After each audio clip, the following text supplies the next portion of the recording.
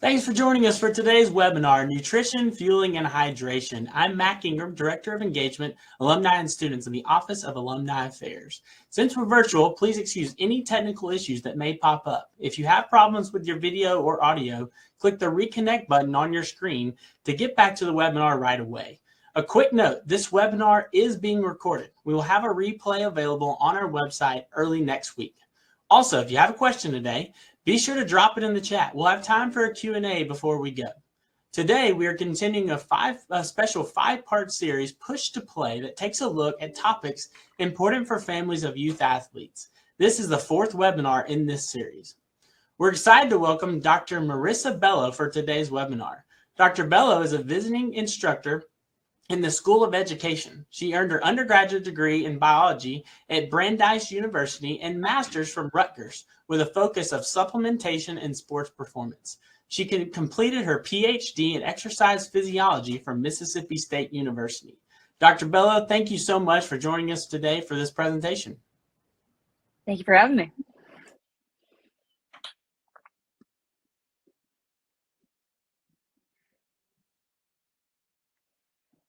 All right, we're ready to go. We're ready to talk about some nutrition, fueling, hydration, all the fun stuff. So thank you for the introduction. I'm happy to be here. I'm happy to talk about something that's very close to my own interests. I do love working with athletes, particularly kids moving into high school, college, and kind of seeing how we can optimize all of our performance. So with that said, we'll go ahead and get started. So what we're going to talk about today are just some basic, what are the macronutrients?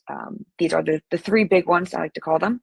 And then why do we actually need them? We'll talk fueling for training versus competition. So not just how to perform on our day-to-day basis, but how do we actually perform at our best when it matters most. We'll talk about hydration, how it translates across different sports. Why is hydration actually important? And then we'll kind of tie it all together with, are all hydration drinks created equal? Kind of get into the differences we start to see between just hydrating with water versus our typical sports drinks like Gatorade, Powerade, and that kind of stuff. So at its core, we always need to talk about our macronutrients. So these are going to be our carbohydrates, our lipids, our proteins, and you can see we have some basic sources. Our carbohydrates are things like our simple sugars. We can look at fruits, vegetables, our grains, easy kind of sources to get in. Our lipids, so our higher fat content. So avocados tend to be one of the most talked about lipids, as well as fish sources, nuts, grains as well. And then finally, our protein. So if we talk about a traditional meat diet, it would be fish, steak, chicken, turkey. If we go to a vegan diet, it would be more soy and tofu sources. So why do they actually matter? The macronutrients, they all basically provide fuel, right? So when we look at how our bodies work, how we actually move through our daily life. So you all sitting here right now listening to this webinar, you are using what we call ATP, or adenosine triphosphate. This is our main energy source. And so to fuel our body and to continue to move, we have to continually make ATP. So we can take our carbohydrates, our lipids, our proteins, and basically we take an ADP, so an adenosine diphosphate. So we're going to add a phosphate group onto it to create our energy source of ATP. So from that, we break down our carbs, our fats, our protein. We combine them with a phosphate group and we create ATP. And then if we start exercising, if we start doing movement, whatever our body is doing that requires ATP, all we do is break down that ATP, cleave off that phosphate group to go back to our original ADP, and then now we have energy. So now our muscles move, our brain functions, we can go about our daily lives, whatever we need to be doing. So at the very core are our biggest ones that we usually talk about in terms of performance, which are carbohydrates. If we look at the actual amount of calories that we get, so we call this what's known as a kcal. The traditional, if you ever look at nutrition bars or nutritional supplement facts, it always has a traditional 2,000 kilocalorie diet. So this is what we're talking about, is this would be 4 kcals per gram of carbohydrate. So the very simple math would be if you eat 100 grams of carbs, 100 times 4 would be 400 kcals in that carb that you just consumed. So our carbohydrates are one of our most well-known because glucose falls under this category of what's known as a monosaccharide. If we look at our basic glucose molecule, it is a C6H12O6 configuration. However, depending on where we move certain atoms or we move certain molecules, we can change a glucose and make it into a galactose or a fructose, so a 6 versus a 5 ring. And this is going to kind of start to come back when we talk about when we supply carbs, when we consume them, the different types that we're looking at. And so the main two that we tend to look at in nutrition, in terms of sports nutrition, is fructose and glucose, just because they are two different ring structures. And that's going to tie heavily into how we digest them, how do we actually use them, and then mobilize them down the line for fuel. So carbohydrates are one of our most important energy sources. From its foremost, we take these in the highest amounts in our traditional diet. So this is one of our main energy sources to begin with. It does impact what's known as the metabolic mixture and spares protein. So the metabolic mixture would be if you have your, it's 12 o'clock here in where I am. So it would be your lunchtime. If you have some rice with some chicken and some vegetables, what we're looking at is the breakdown in that metabolic mixture of carbs, fats, and proteins. So if we have a higher carbohydrate food or higher carbohydrate meal, that's going to impact what we're using as our primary fuel source. So we would tend to use more carbohydrates because they're more available. We're going to spare protein. We'll touch on protein in a second. And then this is also going to help metabolically prime our system. So when we use energy, when we start to break things down, we use carbohydrates first in terms of transitioning into movement. So they start to kind of prime the body to start to use fuel. So we'll use our carbohydrates and our quick, high intensity, short duration movements before we transition into fats. And then finally, our carbohydrates are our central nervous system fuel. So how we fuel our brains, how our brain functions is completely off of glucose. If you guys have questions about ketogenic diets, we can talk about that, where we have to start to go low glucose or low carbohydrate, and how do we still fuel the central nervous system with very, very low levels of that. So how do we actually use them? Our glucose is going to be the most useful form in terms of actually providing energy and creating ATP. We're actually going to store this as what's known as glycogen. And I'll show you guys kind of what the molecule looks like in a second. But our glycogen gets stored in our muscles and then our liver. And depending on how long we're exercising for and the intensity that we're exercising at, we can actually start to burn through those glycogen levels, and then we have what's known as hitting the wall, or kind of bonking, as kind of what we call it. So if we look at vigorous exercise greater than an hour, so we're talking kids, if they have prolonged games, so soccer, football, baseball, anything that would be a vigorous activity lasting longer than an hour, we're going to increase our carbohydrate demands, increase our carbohydrate needs, so intake would go up a little bit. And if we look at actually what glycogen looks like, if we go around this structure, so we have our middle kind of protein structure that holds this together, each one of those little molecules is a glucose. And so these glycogen molecules can become massive. So basically, we cleave off one glucose, we use that where we need it, and then we go to the next glucose molecule. And this tree basically gets smaller and smaller until we hit the very middle of the molecule, and that's when we run out of glucose, and then our intensity has to come down. So if you've ever had a kid, adolescent, who kind of reaches a point of fatigue after a prolonged high intensity exercise, this is actually what we're starting to experience, is very low glycogen levels. And if we see on the right-hand side, in terms of our stores, our liver glycogen is going to store about 100 grams or 400 kilocalories. Our muscle itself is going to store close to 1,600 kilocalories. And then we have some circulating throughout the plasma or circulating throughout the blood, just kind of helps keep our blood sugar kind of in check. So if we look at our glycogen levels, we have about 2,000 kilocalories, which if we think back to our nutritional labels, that's what they kind of tended to tell us, right? It's a 2,000 kilocalorie diet. So theoretically, we should be able to pull everything from carbohydrates. Now, we know that's not true because throughout our day, we don't just burn through carbohydrates. They are high intensity, high energy fuel source. So then we start shifting into lower intensity. Where do we get fuel for our kind of prolonged low intensity? You're walking around campus, you're just sitting at your job. And this is where we start to turn towards our fats.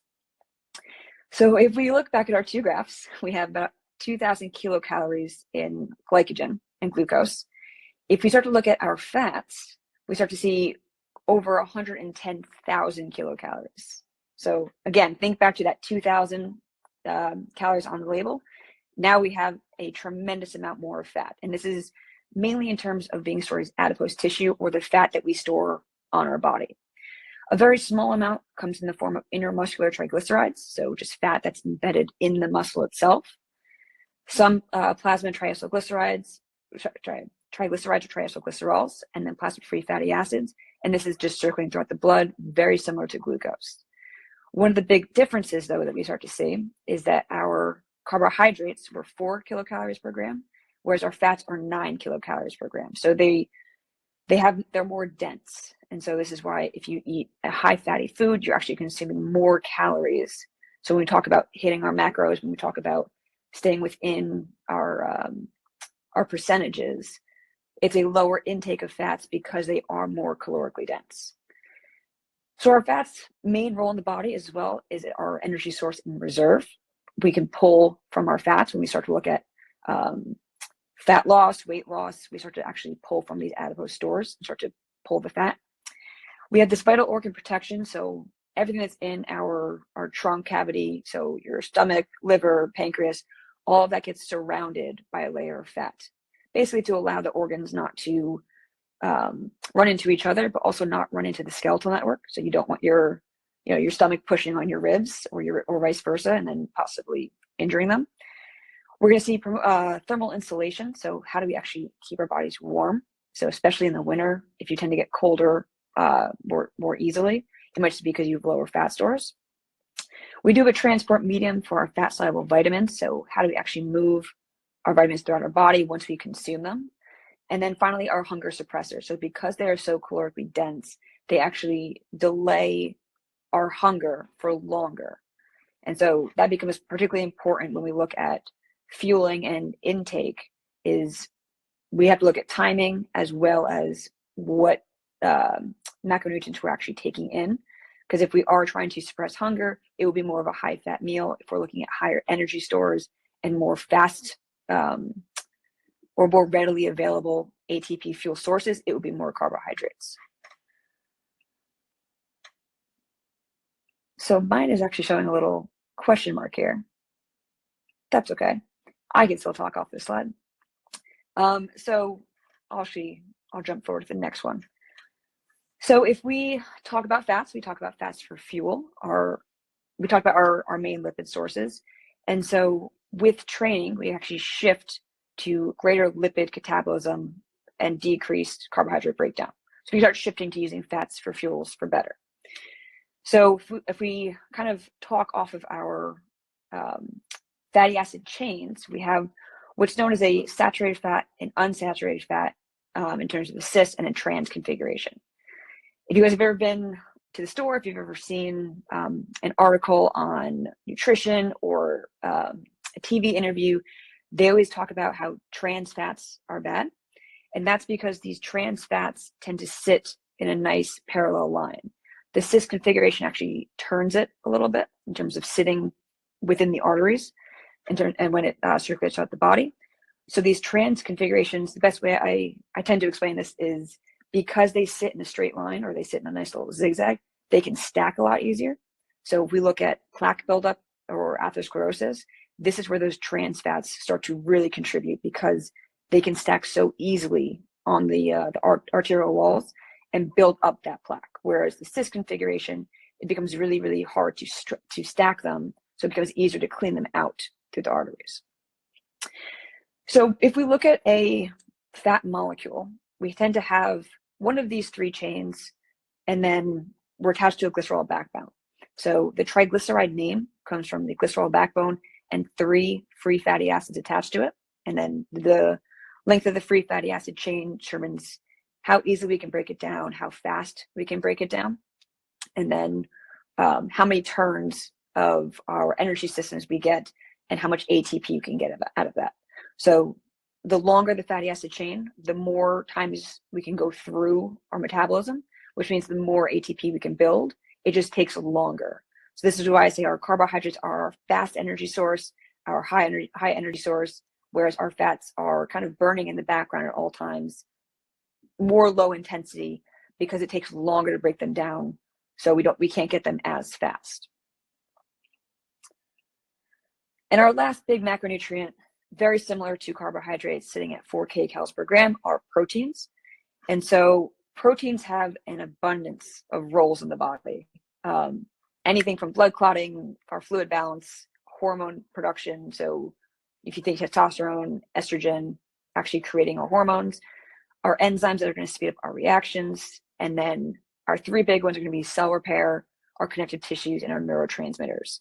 So how does our brain connect to the rest of our body? How does it send our signals?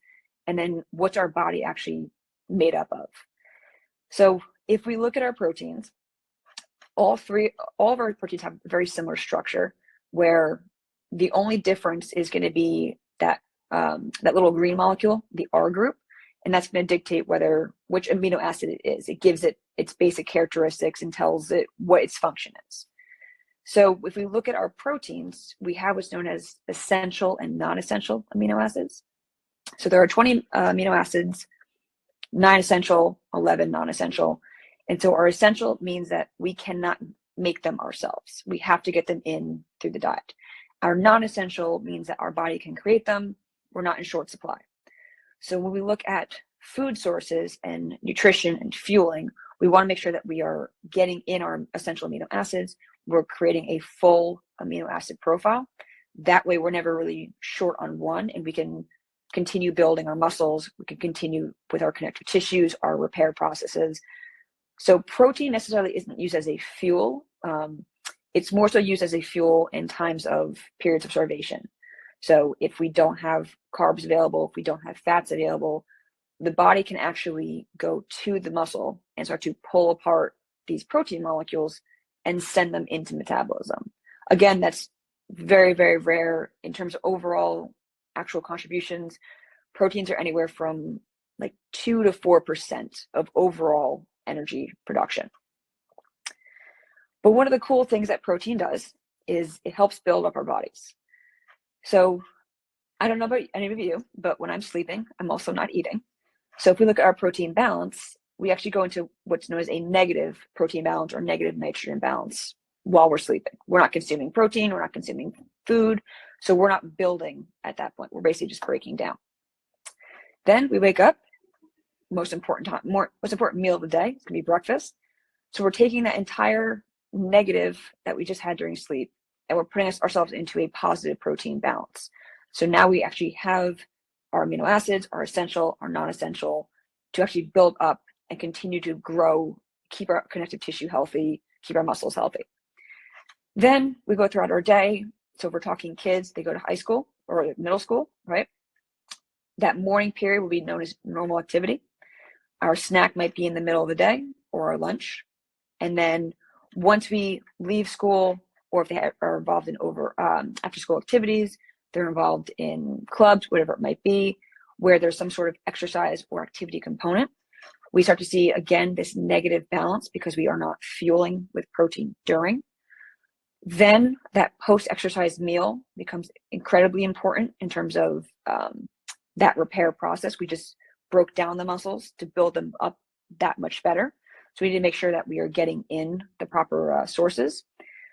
So we take in that post-exercise meal, we go throughout our rest of our day, normal activity, and then this final meal might be a dinner, a snack, whatever it might be, just for an additional positive protein balance. And then basically this graph would start back over on the left-hand side.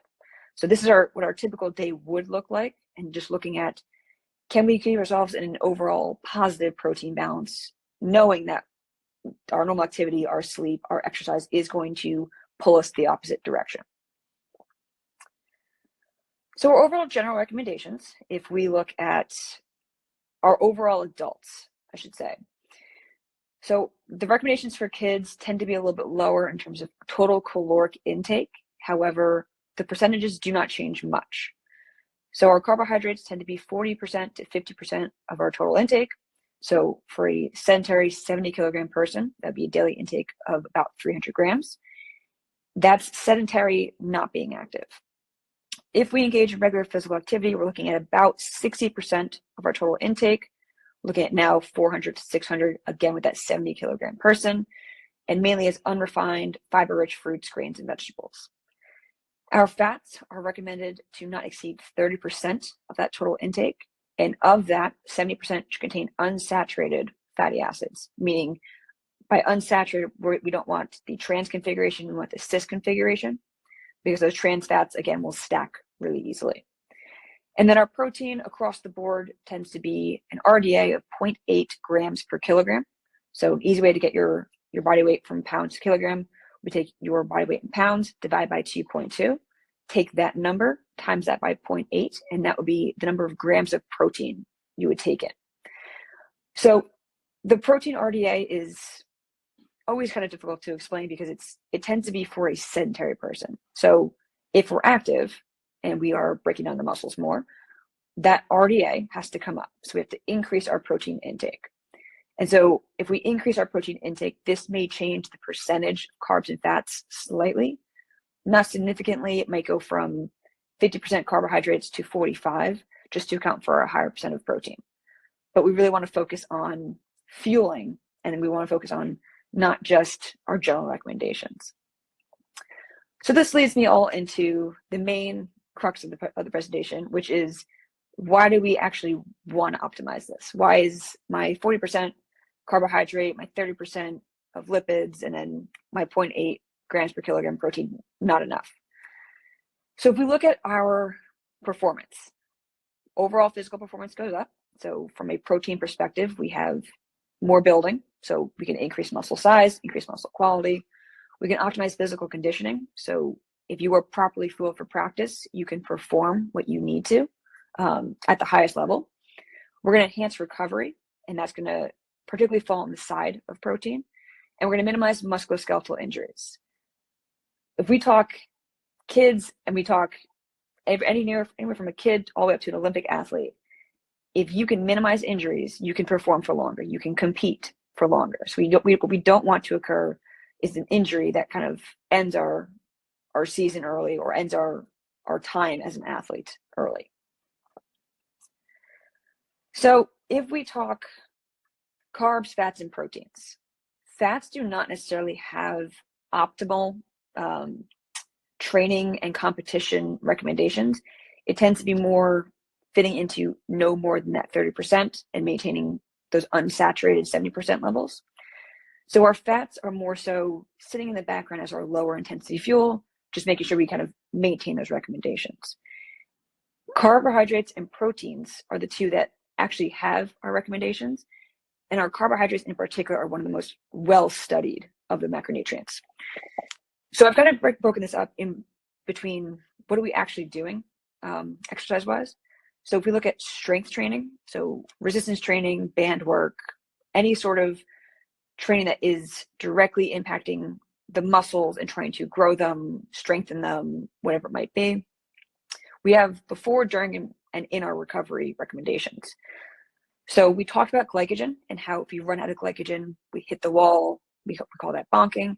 So what we want to do is top off glycogen. So if you've ever heard of what's known as carbohydrate loading, this is where that term kind of comes from. So the carbohydrate loading, would start about a week out.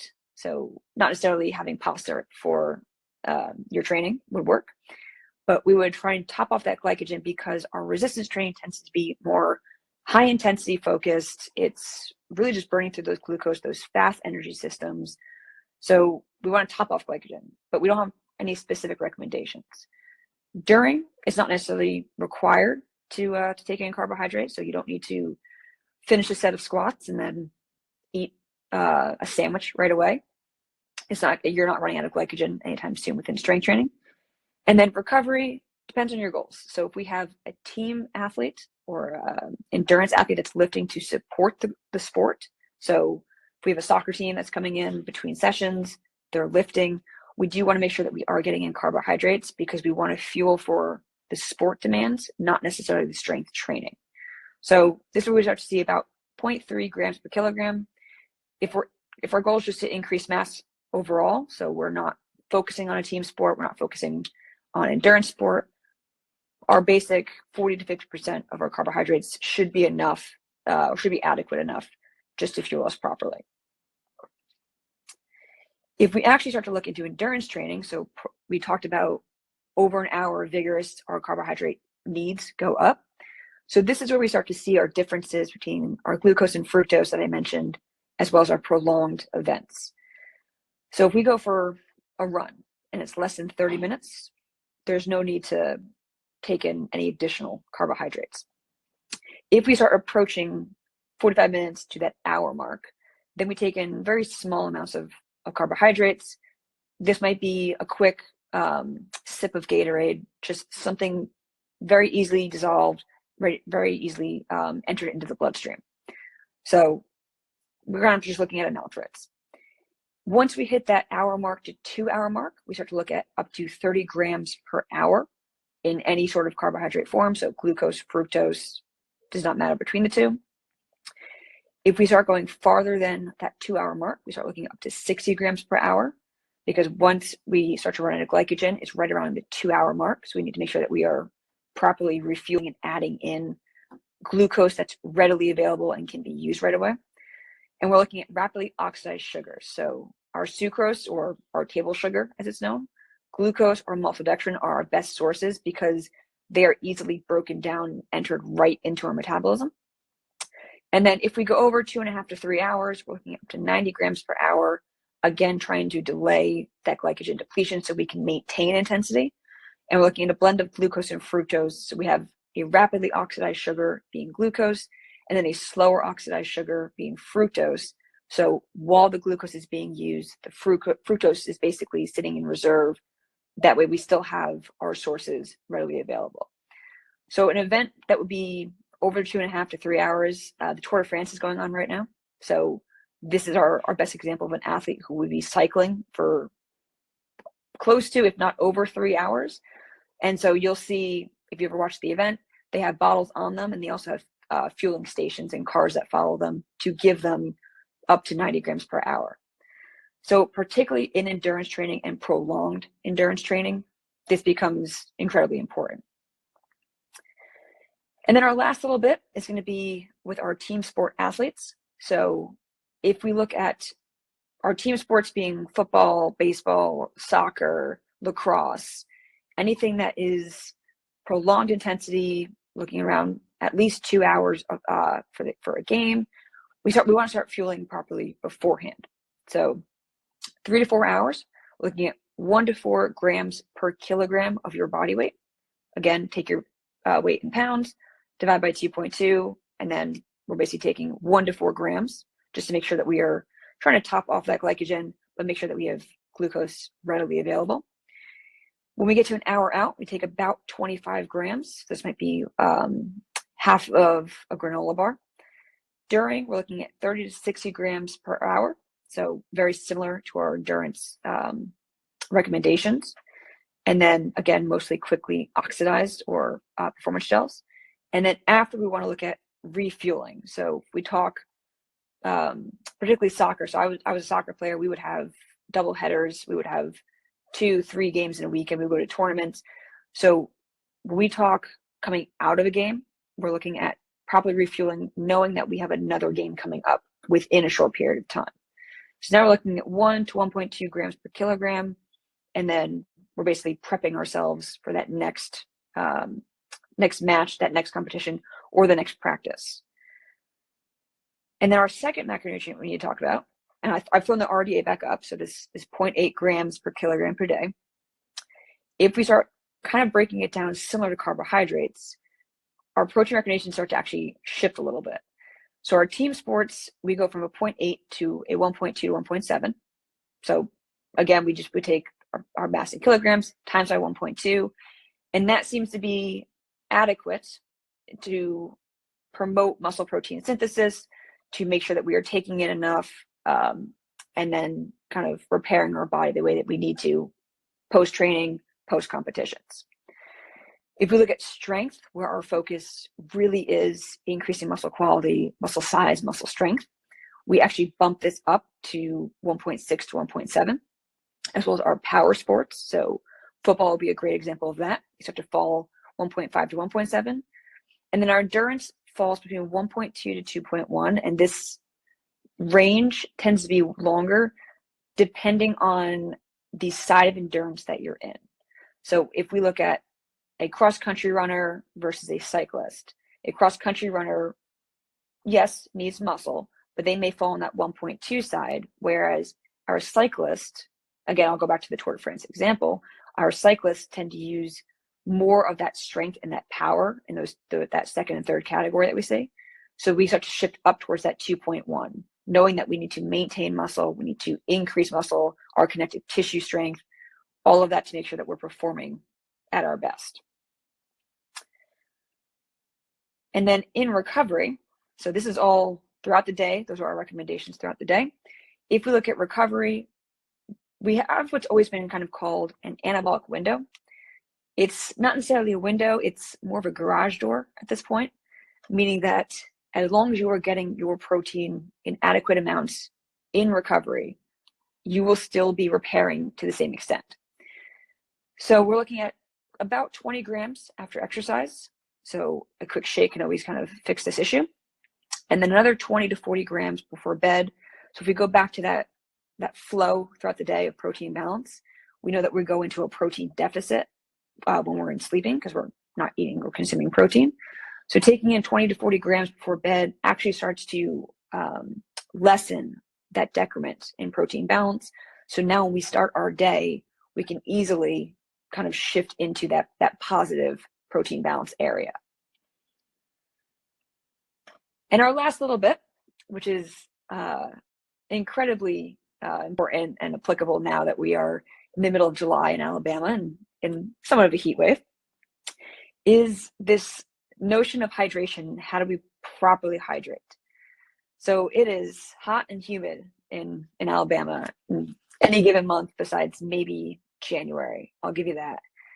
But if we look at our actual body, we start to see the human body is about 50 to 70% of body mass being water, with our total body water, so that TBW, being about 0.73 of your fat-free mass, or of the mass that's not fat on your body. So the fat that's not surrounding your organs, that's not sitting as your adipose tissue, all the other mass apart from that, 0.73 of that would be about your water body content.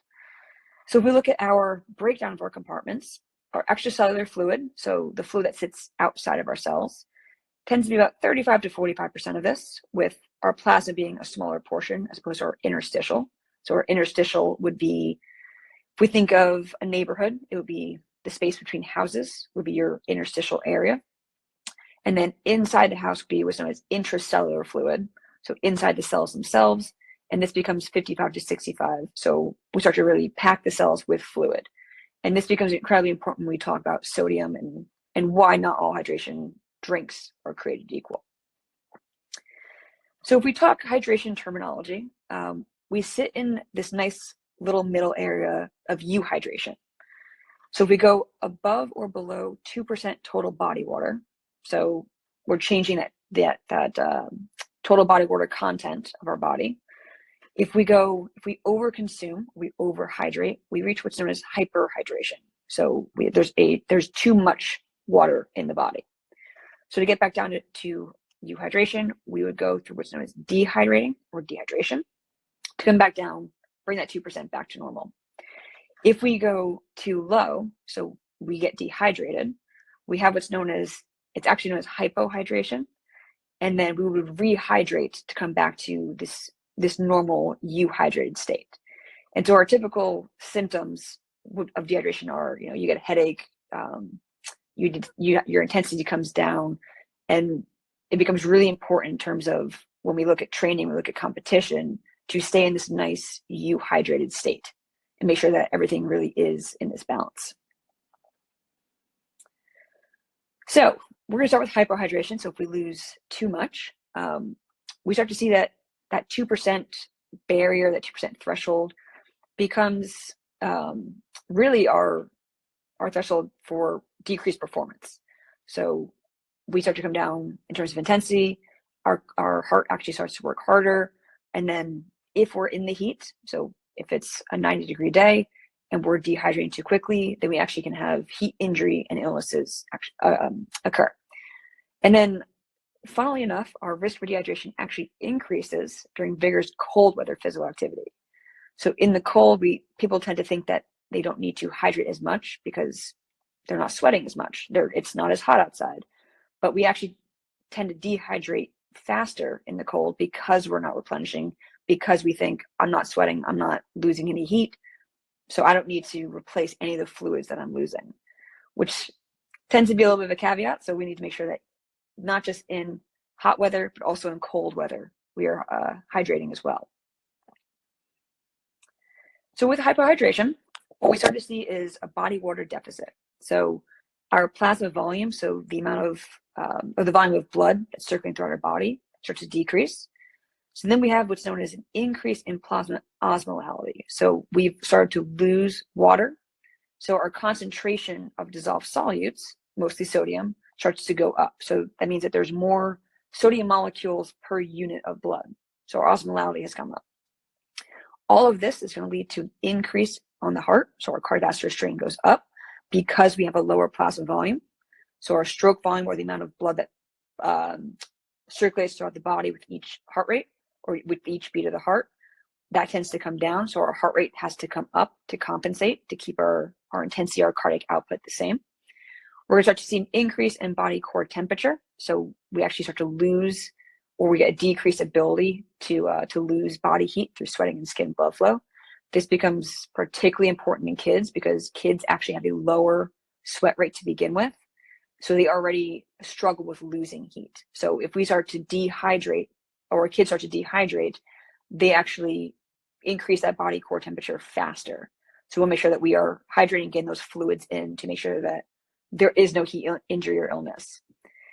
And all of this is going to lead to an increase in fatigue, or an early onset of fatigue, meaning that we cannot maintain performance. So if it's a hot day, we're trying to do a tempo run, we're trying to exercise, or we're playing a sport.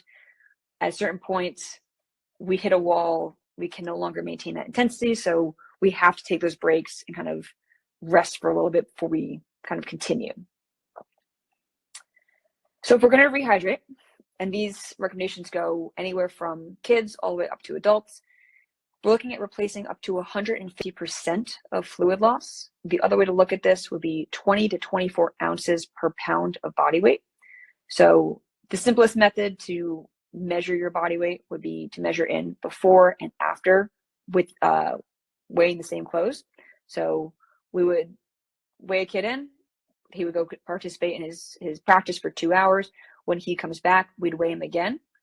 And then however many pounds that he lost, we would look to replenish with 20 to 24 ounces of that fluid, with sodium being critical for complete rehydration. Because again, we come back to what's known as osmolality, the amount of particles in that unit of blood, or that in that unit of fluid medium. We want to make sure that that stays in a balance, and we'll touch on why sodium is so important. The other half of this is, when do we actually add carbohydrates? So we talked about our carbohydrates recommendations, talked about our protein recommendations, and we've talked about them so far being separate. However, if we talk carbohydrates and taking them in during exercise, it's not just you eat a sandwich in the middle of exercise. You can take this in through a fluid. And this is also going to help with rehydration because we are taking in fluids at the same time. So if we have someone who's training, competing for greater than 60 minutes with a performance goal, especially if it's a competition side of it, then we would add carbohydrates. So we're looking at adding that 30 to 60, depending on the length of time that you're competing, right? If we go past 3 hours, we're looking at up to 90 grams. And this is going to be a 6% solution. So 6% will be 14 grams per 8 fluid ounces. And this tends to be our sports drinks, our Gatorades, Powerades, all of these hydration drinks that are coming out that have carbohydrates in them. These are all a 6% solution, basically to minimize GI upset. So we don't want our stomach, our gastrointestinal system to have any sort of discomfort while we're training or while we're exercising and competing, because that's going to also impact our performance. So making sure that if we take carbohydrates, it's mainly for a performance advantage, not necessarily the most necessary. If it's just like a 30-minute run, you don't need to necessarily be taking in carbohydrates. But in terms of rehydration for prolonged events, this does become important. The other way to look at this is planned versus drinking to thirst. So if drinking to thirst would just be they go for a run at recess, or they go play at recess, they drink to thirst. Whenever you feel thirsty, it's fine to just kind of consume some water, consume some fluids. If we look at planned sports, so team sports, endurance sports, strength, whatever it might be, if it's a longer duration activity, greater than 90 minutes, we do want to plan this out. So allowing breaks throughout practice, allowing breaks in competition. Majority of sports have substitutions, so it's very easy for them to get off the field, get off the pitch, grab some fluid, and then kind of rest and then re-enter the game. We do want to plan particularly in the heat. So we know that we're losing more sweat. We're trying to lose more heat from the body through evaporation. So we do want to make sure that we are planning out to make sure that we are not reaching that point of dehydration. And then this is going to fall in line with our high intensity, high sweat rates, and then that carbohydrate. So if we're adding carbohydrates, we do need to plan our drinking methods. So if we look at water replacement, this is the most common method that people do, is they just consume a water bottle. That's all they need. So if we take in at least water, we're going to maintain our plasma volume, which theoretically would maintain the amount of sodium ions that are circulating as well, maintains our osmolality. If we're well hydrated, we tend to function at a higher physiological and performance level. So we maintain an advantage in our respective sports. And then the other half of this is if we actually hyperhydrate or we overhydrate before we even become active. So if we have kids that are going to a full tournament, you can pick any sport that you want. If we hyperhydrate before we even start a game, before on our way to the actual location, what we're actually going to do is delay our dehydration, because we start to find that middle line of euhydration. So we start to push above close to that 2% of that hyperhydrated. So if we push above that, staying in our nice little 2% plus or minus, then we're going to delay our dehydration, because now we have more to lose before we become dehydrated. We're going to start to increase our sweat rate during physical activity. So we become better at losing heat from our body. And this is going to actually reduce our core temperature rising. So we talked about that fatigue and kind of fatigue onset with that increased cardiovascular strain and that heat injury and illness. So if we hyperhydrate before activity, we actually start to see all of these negatives kind of start to be mitigated to a certain extent. And so I've talked about sodium abundantly so far, but this is going to be our most common electrolyte in the extracellular space, meaning that it's outside of the cells. And the phrase always tends to be, so goes sodium, so goes water. So if we can take in sodium, we can shift the fluid balance between the cells. So this sort of figure looks very similar to our human figure. So we have our plasma volume, where we see our sodium, our potassium levels. We see our extracellular fluid, so sitting outside the cells, made up of plasma and that interstitial fluid. And then finally, we have our intracellular fluid, so where we have more potassium than sodium. And this just becomes important in terms of maintaining gradients, maintaining our equilibrium with our ions in the body, and making sure that we are properly getting the ions where we need to in the spaces that we have. So if we take in sodium, we are in increased blood osmolality. So we're increasing the number of particles, the number of ions in that fluid medium. So we're going to increase the sodium content. What we're doing with just taking in sodium with fluid is we're maintaining these gradients. This is going to increase reabsorption, right? So goes sodium, so goes water. So if there's increase of sodium in the blood, it's actually going to start to pull the water away from the kidneys. So the urine volume is going to come down. If we look at just taking water only, we start to kind of decrease our blood osmolality, start to dilute the blood itself because we're not taking in sodium to maintain these gradients. So our blood sodium level comes down and our reabsorption actually comes down as well. So our urine volume goes up because now there's more sodium sitting in the kidneys, it's being excreted, or we have too much water. So the kidneys are going to start to pull the water out of the blood away from the sodium to keep osmolality the same. So now the urine volume goes up. So if we're looking at training with exercise, we're looking at competitions, the goal is not to have to go to the bathroom in the middle of a competition. So we want to make sure that we're taking in sodium with our fluid. And this is why I say that not all fluid drinks or not all rehydration drinks are created equal, because not all hydration drinks have sodium in them, right? If we just take in water versus a Gatorade versus Powerade, whatever hydration drink that is coming out next week, right? And so this is all going to facilitate rehydration. So we're looking at a moderate sodium intake in the beverage for complete rehydration.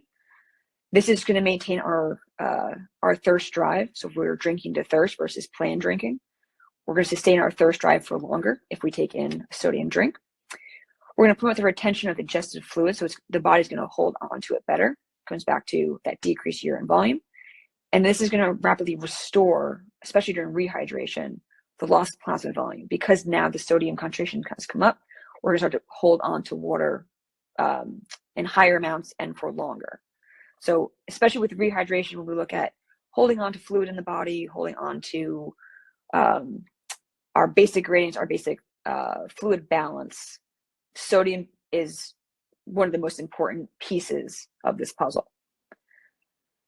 Now, the other side of this, because we can always go one direction or the other, is over drinking. So if we do not take in sodium and we overconsume water, we start to actually see what's known as overhydration or hyperhydration occur. So if we overhydrate, we start to gain body mass. If you ever chugged water too quickly, you start to hear it slosh around your stomach, right? We start to gain a little bit of body mass because of it. It's just a fluid surplus. Additional risk factors will be prolonged exercise, so greater than 4 hours. We have a smaller individual, we have a smaller baseline of total body water. So the same amount of water for someone who is 120 pounds versus 185 pounds, it's a different amount that they're taking in. They take in the same 20 ounces. The 20 ounces in the 120 individual versus the 185 looks very different in terms of total percentage that we're adding to the body. And then this is also going to cause excessive sodium loss. So if we lose too much sodium, we lose too much salt in the sweat, and we have just fluid, we have just that water medium remaining, we start to actually shift into what's known as exercise-associated hyponatremia, or a dilution in the blood, in the plasma of a sodium concentration. So the clinical cutoff is less than 135 millimoles per liter. It is actually, I wouldn't say difficult, but it takes a while to reach this point of hyponatremia if you are hydrating appropriately. If you just consume water constantly, it can occur faster, but this is not necessarily the easiest to attain. So this excess of water can actually flux into the intracellular space. And so if we look at why this becomes particularly dangerous, it's because of where water can cross and what barriers it can cross. So we actually start to see cell swelling, and depending on how much plasma sodium we've lost, that determines how much swelling actually occurs in the shift that we start to see into the cells. So on the detrimental side is if there is too much of that influx, we start to see that water cross the blood-brain barrier and actually causes swelling in the brain. And this becomes incredibly unsafe, and even to the point of mild symptoms, even to potentially death. So we want to make sure that when we are rehydrating, when we are going back and forth on this spectrum of overhydrating to dehydrating, we want to make sure that we are taking in sodium in appropriate levels with our water. So all this to say, our overall hydration recommendations, If we're looking at before an event, we're looking at 5 to 7 milliliters per kilogram of your body weight. So a fluid with sodium about 4 hours prior. And then if an athlete cannot urinate or the urine is dark, meaning that we are dehydrated, we take another 3 to 5 milliliters per kilogram of your body weight. During, we can do planned intake versus drinking to thirst, also depending on our sweat rate. If it's hot and humid, we're going to sweat more. And then afterwards, we're looking at 20 to 24 ounces per pound loss. Again, shifts a little bit depending on the size of the individual, and then obviously adding in that sodium with it. So our main takeaways, our carbohydrates are 40 to 50% of our total daily intake. If we're going to look at training and competitions, particularly endurance training and team sports, our time becomes important to make sure that we have enough of our high intensity, high energy substrate available. Our fats should not exceed 30%, with that 70% coming from unsaturated fatty acids.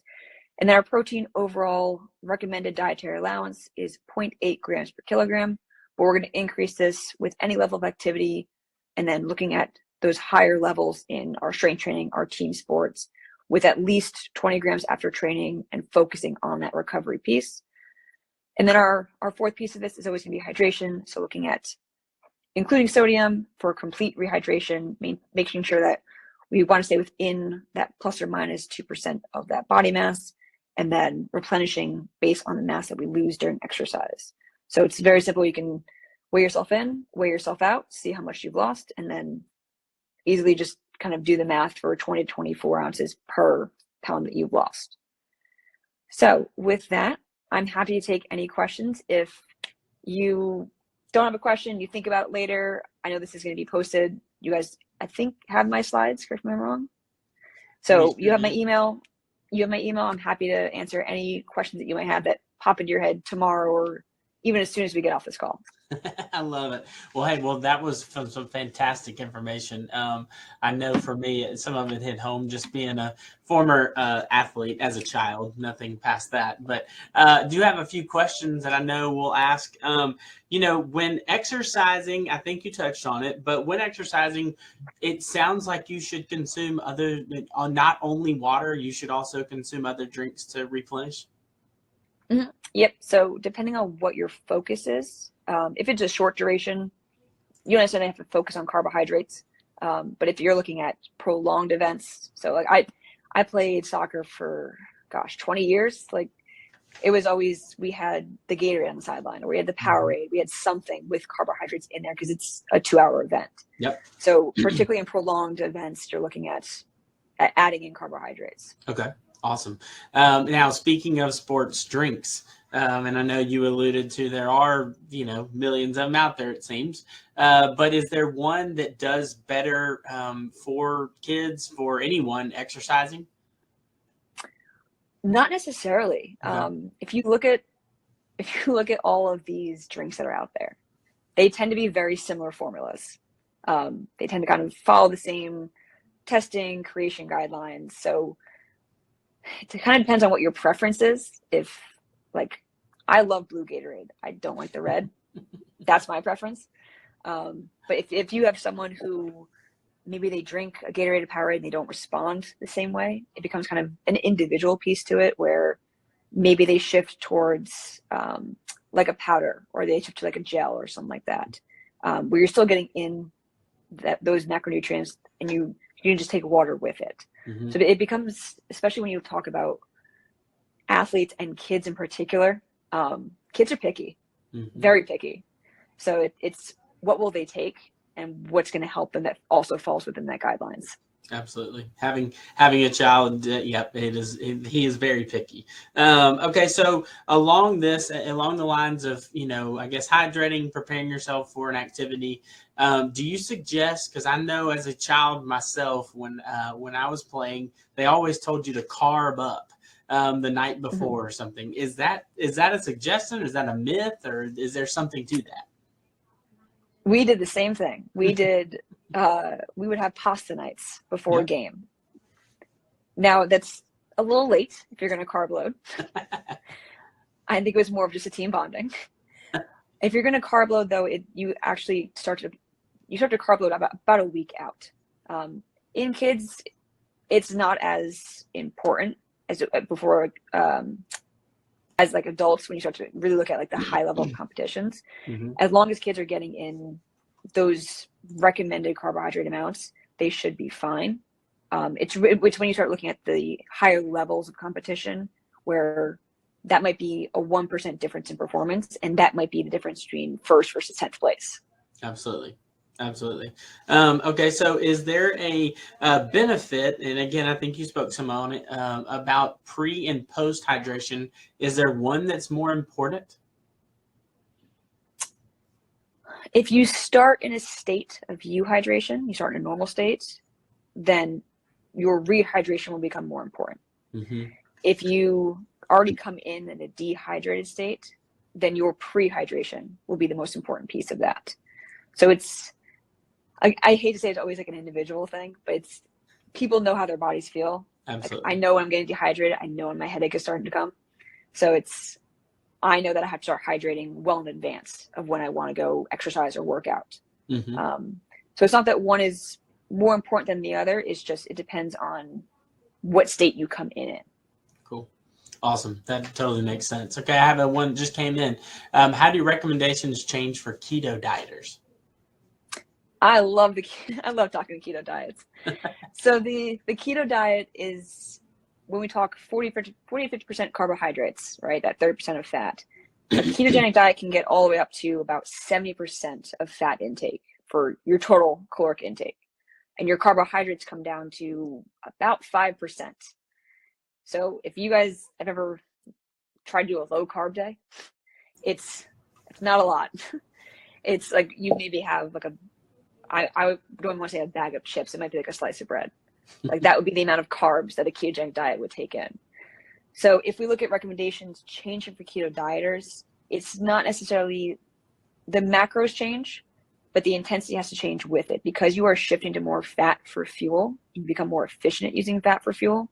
Your intensity has to come down, because our high intensity exercise uses carbohydrates. And if we don't have carbohydrates readily available, our intensity comes down no matter what. We fatigue faster. So that's really how the recommendations in terms of exercise start to change. Now, there are instances where people may perform better at, close to high intensity with a ketogenic diet, but they may just be responding better to the diet than other people. Absolutely. Okay, we got a few more questions that I see now. Are you involved with nutrition for youth sport teams at all?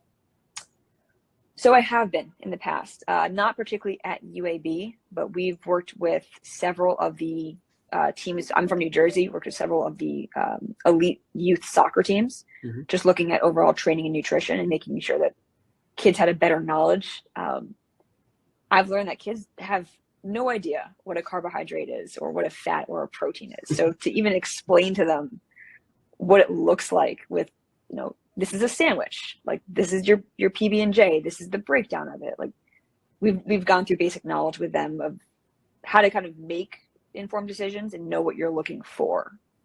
Absolutely. Tell me, okay, so better sports drink for endurance activities like cycling.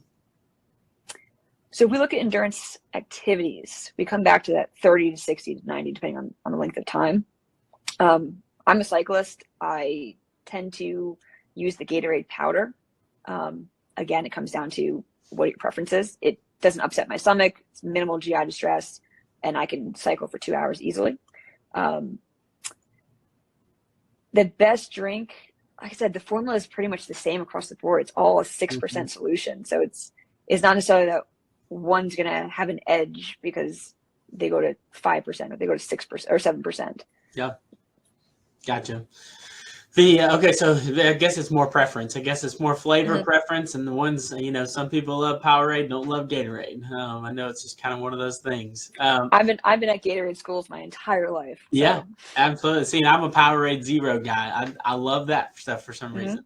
Okay, so staying with that, hydrating with sports drinks. What, I guess, is the difference? What is your feel on Gator Light, Strip Drop, Liquid IV versus drinking a Gatorade, Powerade Zero, etc.?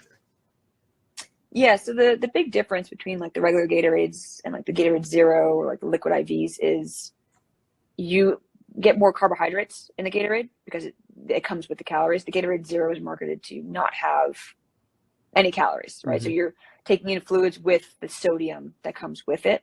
Mm-hmm. That's the main difference between the two, is one has carbohydrates and one doesn't.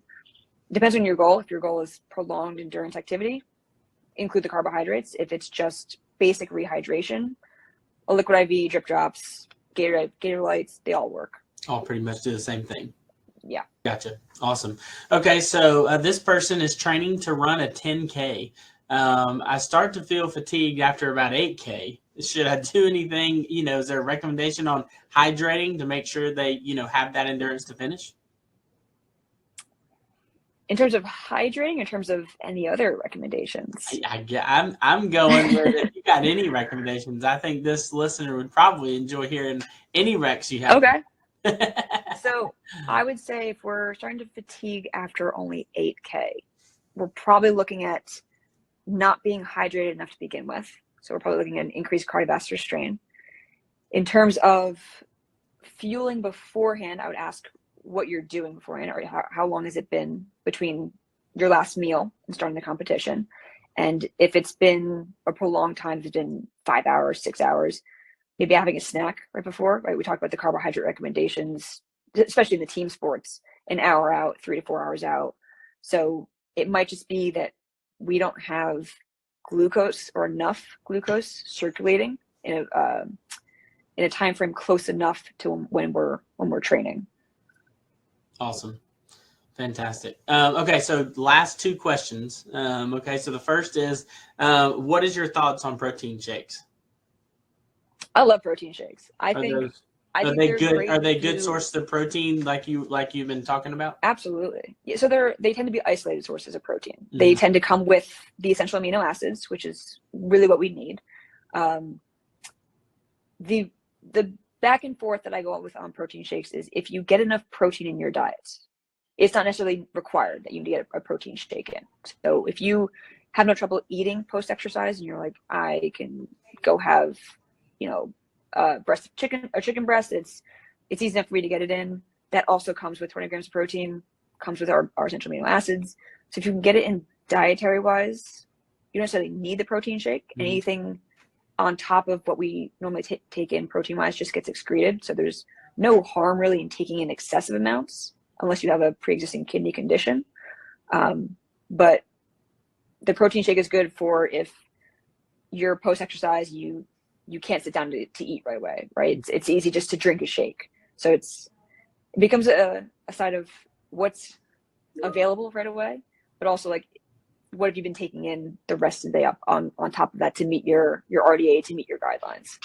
Absolutely. Okay, and the last quick question was, can you remind everyone of your email? We have some people that want to reach out. Sure. Can I type it in the chat? Absolutely. Yep.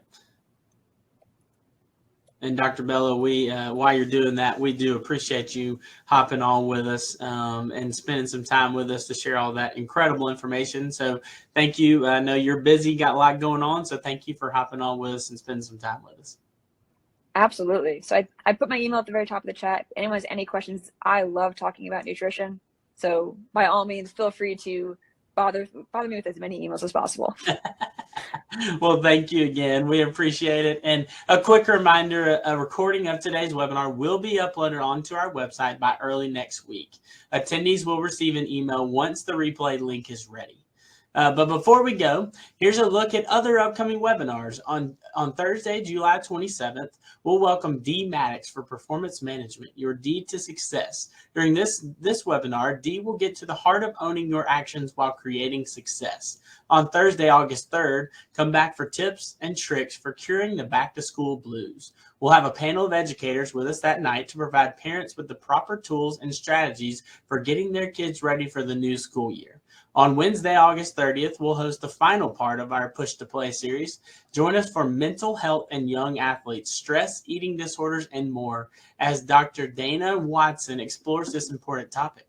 And on Tuesday, September 19, learn more about what UAB is doing for sustainability and how you can play your part during strategizing for sustainability. Bambi Ingram and Nick Cincio will discuss the concept of sustainability and why it's important. You can register for these and more at alumni.uab.edu. Finally, let us know how we're doing. What were your thoughts about today's webinar? What would you like to see in the future? The QR code on your screen takes you to a very brief survey. Take a moment and share your feedback. Once again, thanks for joining us for today's webinar. And as always, go Blazers.